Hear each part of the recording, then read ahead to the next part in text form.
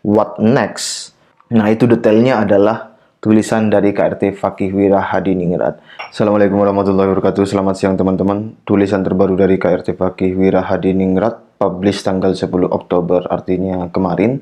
Namun saya baru melihatnya pada hari ini.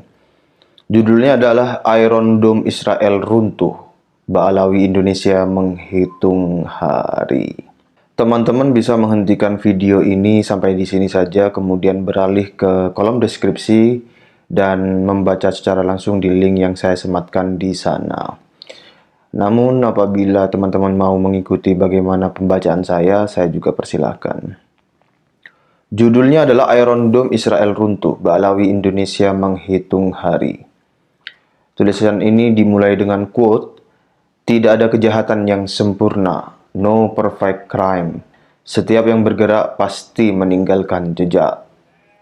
Edmund Lockhart, Bapak Ilmu Forensik Modern. Sebagaimana Ba'alawi Indonesia, dalam kurung baca Habaib Imigran Yaman, di mana kebohongannya mengaku sebagai turunan Nabi telah runtuh dari kajian pustaka dan genetika. Maka kedikdayaan dan kejahatan Israel sebagai penjajah pun pelan, tapi pasti mengalami kemunduran. Kenapa saya memakai dua entitas ini dalam barisan yang sama? Ada 3 alasannya. Yang pertama adalah karena genetika mereka adalah sama. Bila Ba'alawi Indonesia yang berhaplogrup G-M201-M406, P303, PF3296, Y94775 adalah galur murni ras Khazar Kaukasus, maka negara Israel sekarang mayoritasnya juga dari Yahudi Khazar. Walau sudah berhaplogrup Y DNA yang beragam dikarenakan pernikahan diaspora di masa silam.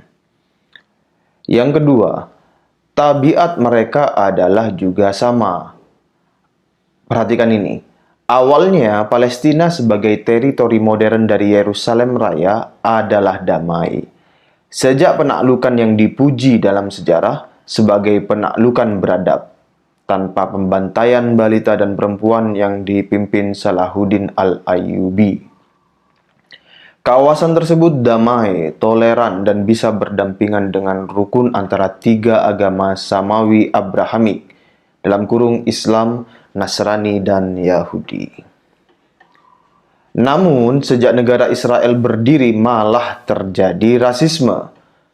Tidak saja kepada pemeluk Nasrani dan Islam, bahkan kepada Yahudi garis keturunan Abrahamik sendiri pun terjadi diskriminasi.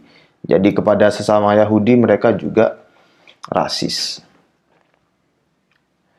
Kesimpulannya, genetik akan mempengaruhi perilaku. Ras Khazar yang merupakan suku perampok dan munafik dari Kaukasus ini dimanapun menampakkan wajah yang sama. Rasis, arogan, dan licik.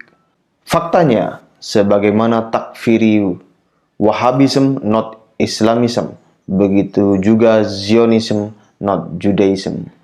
Poin yang ketiga, perbuatannya juga sama.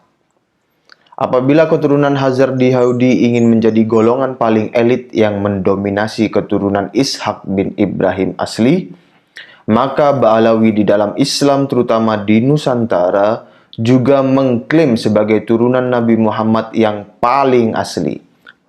Underline-nya adalah yang paling asli. Seolah di luar mereka yang Yamanis adalah turunan KW. Mereka lupa bahwa andai kata benar mereka keturunan Ubaidillah sebagai anak Ahmad bin Isa, maka masih ada 3 putra yang lain. Jadi dibanding keturunan 3 putra yang lain, tentu saja kalah jauh jumlahnya. Belum lagi dari percabangan Ali Uraidi lainnya, atau dari Al-Musawi, atau atasnya lagi Ja'fari, dan seterusnya Al-Husaini secara keseluruhan. Ini belum Al-Hasani yang jumlah keturunannya juga sangat besar, bahkan banyak menjadi raja sultan. Kalau toh benar Sesungguhnya Ba'alawi hanyalah ranting kecil dari sebuah cabang Bani Hashim, apalagi dari pohon Ismail bin Ibrahim yang besar. Namun, nyatanya mereka hanyalah turunan palsu dan abal-abal. Perbuatan yang sama itu bisa dilihat, yaitu narasi sebagai ras paling mulia, dan berupaya memalsukan sejarah demi eksistensi dan penguasaan tanah airnya para pribumi lokal. Bisa dilihat dan terbongkar sekarang betapa nasab leluhur Nusantara, situs dan makam-makamnya telah diganti untuk diakui dari mereka. Tujuannya, bila mereka keturunan dari leluhur Nusantara, lalu pribumi asli yang tidak sadar sejarahnya sedang diakuisisi, akan dibalik sebagai penumpang atau budak yang harus siap dijajah para majikannya. Di Israel bagaimana? Tanda tanya. Sama dan identik perbuatannya. Kenapa bisa identik? Karena rasnya sama. Analoginya, kambing doyan rumput dan serigala doyan daging. Di sini susunan DNA tiap ras menjadi pembedanya. Sejarah palsu dibangun di atas klaim palsu dan situs palsu, sementara para budaknya menjadi sumber penghasilan dengan menyembah yang palsu-palsu tersebut. Diakhiri dengan link yang tersemat. Bab Iron Dome, simbol kedikjayaan yang mulai runtuh. Israel adalah negara yang maju secara teknologi, baik dalam dunia digital, informatika, maupun teknologi mutakhir lainnya. Dalam pertanian dan agrobis pun sudah diperkuat dengan rekayasa genetik, di mana mereka sudah mampu membuat daging buatan yang dirakit dari bakteri. Tidak saja lebih enak dan sehat, juga tanpa capek berternak. Tinggal susunan kimiawi daging sapi, ayam, ikan, atau domba seperti apa, maka daging bisa diproduksi dengan teknik printing. Link YouTube tersemat. Kemajuan dalam bidang genetika ini juga mereka gunakan, melacak keluarga besarnya di seluruh dunia, baik yang masih memeluk Yahudi atau yang menjadi tanda kutip domba-domba tersesat Yahudi kripto, yaitu keturunan ras Yahudi yang beragama di luar Yahudi. Dan Alhamdulillah Ba'alawi Yaman ini sudah diakui sebagai bagian dari keluarga besar mereka. Dalam kurung lihat tabel 057 dan 058 di website jewishdna.net. Proyek penelusuran genetika ini diantaranya Doron Behar, Identify maupun Avotainu Project. Di bidang militer dan persenjataan, ilmuwan-ilmuwan Israel selain menjadi otak bagi sistem persenjataan Amerika Serikat dan anggota NATO, mereka juga menciptakan sistem persenjataan mandiri bagi negara penjajah tersebut. Link tersemat. Israel adalah satu-satu negara di luar kelima negara anggota tetap Dewan Keamanan PBB, yaitu pemenang Perang Dunia II, USA, Rusia, Cina, Inggris, Prancis, yang memiliki reaktor senjata nuklir. Di luar anggota DKPBB, negara pemilik nuklir adalah akibat Perang Dingin Blok Barat, atau liberalis dan timur, komunis pasca PD2.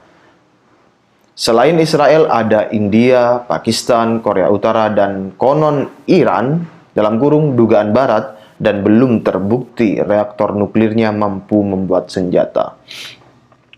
Namun, dari seluruh persenjataan Israel yang paling spektakuler adalah Iron Dome atau kubah besi. Link tersemat.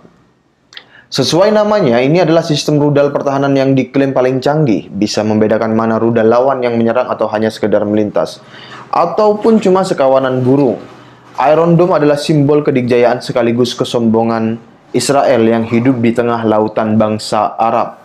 Kecil namun kokoh, sedikit tapi berkualitas, minoritas tapi mengalahkan mayoritas. Buktinya, tanda tanya, kemenangan spektakuler dalam perang 6 hari melawan koalisi bangsa Arab. Link tersemat. Tapi sekali lagi benarlah Lockhart, bapak forensik modern. Tidak ada kejahatan yang sempurna dan setiap yang bergerak pasti meninggalkan jejak. Dan di setiap pergerakan maupun jejaknya akan bisa dipelajari kelemahannya. Sistem secanggih, serapi, dan sehebat apapun pasti memiliki kelemahannya. Makanya, sepintar apapun manusia, jangan merasa sombong, karena akan ada yang lebih pintar, serta di kepintarannya pasti ada titik kelemahannya. Dan Allah paling benci dengan orang yang sombong. Barang siapa memiliki kesombongan dalam hatinya, maka percumalah ilmu dan amalnya. Begitulah peringatan dari Nabi Shallallahu Alaihi Wasallam. Kesombongan sebagai ras termulia inilah juga yang membuat Azazil dilaknat menjadi insan paling hina dalam wujud iblis. Segala ilmu dan amalnya percuma di sisi Tuhan. Dan kesombongan Zionis ini juga pasti akan dihukum Tuhan. Kesombongan mengalahkan koalisi bangsa Arab dibalas dengan memalukan dalam perang 33 hari melawan Hizbullah hanya oleh sebuah partai politik dari Lebanon Selatan. Link tersemat, Israel harus terusir dari tanah Lebanon Selatan yang selama ini dikuasainya. Dan sejak itu, Israel lebih suka membombardir musuh-musuhnya dari udara, baik kepada Hizbullah maupun gerilyawan Palestina. Sementara para gerilyawan anti-Israel hanya bisa menyerang dengan roket seadanya dan hasilnya nihil. Israel dengan sombong mengatakan, kami punya penangkis rudal terbaik di dunia, bahkan dalam sejarah. Namanya Iron Dome atau kubah besi. Seolah wilayah Israel dilindungi sebuah kubah yang terbuat dari besi dan semua rudal lawan akan rontok ketika menabraknya. Efektivitasnya nyaris sempurna. 96% rudal lawan tertangkis dengan yang 4%-nya untuk rudal nyasar yang tidak menimbulkan kerusakan berarti. Ribuan rudal gerilyawan yang sia-sia seolah menjadi ejekan bagi tangisan pilu korban bombardir pesawat Israel di kota-kota Palestina. Brain is power. Begitulah semboyan Israel. Kecerdasan adalah kekuatan sejati. Rupanya Raja Namrud yang mati karena kepalanya kemasukan nyamuk tidak menjadi pelajaran bagi mereka. Link tersemat. Hasilnya, tanda tanya, Iron Dome yang seolah tak tertembus tersebut runtuh pada serangan Hamas tanggal 9 Oktober 2023 kemarin. Rudal Tamir, dalam kurung, ingat bukan Tanamur ya, diskotik pertama di Tanah Abang Jakarta yang dibuat Mbak Alawi suami Ratna Sarumpait. Loyo tak berdaya mencegah rudal-rudal Hamas. Kuncinya perbaikan produk rudal yang terus-menerus. Tambahi kecepatannya, tingkatkan presisinya dan jarak jangkaunya, serta sempurnakan teknik penyerangannya. Selain bertambah cepat, presisi dan jangkauan makin jauh, juga dengan teknik salvo berurutan, maka jebollah Iron Dome yang sombong itu. Rudal Tamir yang mahal itu harus menghadang rudal-rudal murah yang lincah. Dikorbankan dulu demi melindungi rudal yang asli dengan hulu ledak yang dahsyat. Perang memang keji dan kejam, namun membela tanah air dari penjajahan adalah kewajiban. Jangan dibalik. Sampai detik ini pun NKRI garisnya masih sama. Israel adalah penjajah bagi Palestina. Fakta lapangan, ribuan rumah terus digusur setiap harinya. Dengan dalih itu milik moyang kami. Buktinya tuh makam-makam palsu leluhur kami. Ironis dan biadab. Bagaimana dengan Mbak Alawi yang hobi mengklaim sejarah dan makam leluhur Nusantara? Tanda tanya. Rasnya sama, perbuatannya sama. KRT Sumodiningrat alias Senopati Singobarong yang jelas cucu Sultan Hamengkubuwono I dan menantu Sultan Hamengkubuwono II diklaim bin Yahya. Yang lebih lucu lagi, apabila keluarga Hamengkubuwono dijadikan bin Yahya dan Pakubuwono Surakarta dijadikan Assegaf. Padahal keduanya sama dari keturunan Raja Amangkurat Jawi. Kesombongan dan kebodohan ini nasibnya akan lebih tragis. Karena bila Iron Dome dibangun dengan biaya miliaran dolar dan teknologi canggih, kesombongan Balawi hanyalah dibangun dengan klaim sesat, dongeng tanpa data dan fakta yang jelas. Hanya mimpi di siang bolong. Namun anehnya masih banyak yang percaya. Merekalah korban doktrin yang hidup malas menggunakan akalnya. Karena jelas dalilnya. Peradaban dibangun dengan akal sehat, sementara perbudakan dengan doktrin sesat. Selamat berjuang Apapun narasi dan perlawanan Anda semuanya, itu bagaikan rudal-rudal salvo yang menghujani kesombongan Iron Dome. Dan ingat, tidak ada kejahatan yang sempurna, karena kejahatan adalah musuh Tuhan, sang pemilik kesempurnaan. Tanda seru, tanda seru, tanda seru. Wassalam dan salam sejahtera. Rahayu Nusantaraku. Penulis KRT Fakih Wirahadiningrat. Tulisan ini juga merupakan topping off dari video yang saya bikin yang berjudul Menguak Operasi Klandestin Jahat Habib Ba'alawi Indonesia. Kalau teman-teman perhatikan di slide yang saya bikin, di puncak di paling atas itu ada sebuah part yang saya masih tuliskan what next. Nah, itu detailnya adalah tulisan dari KRT Fakih Wirahadiningrat. Namun demikian nanti saya akan bikinkan sebuah video yang memberi detail secara psikologis mengenai topping off dari operasi klandestin jahat Habib Ba'alawi di Indonesia. Demikian dari saya, terima kasih. Wassalamualaikum warahmatullahi wabarakatuh.